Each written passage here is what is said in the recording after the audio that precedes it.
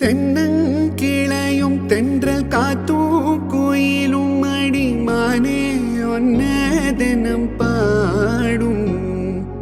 கஞ்சி மடிப்பும் கரவேட்டி துணியும் இந்த மாம கதையதனம் பேசும்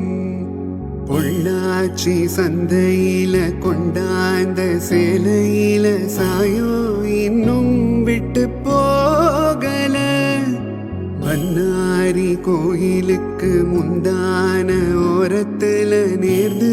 முடிச்ச கடன் தீரல மானே மானே உன்னத்தானே எண்ணி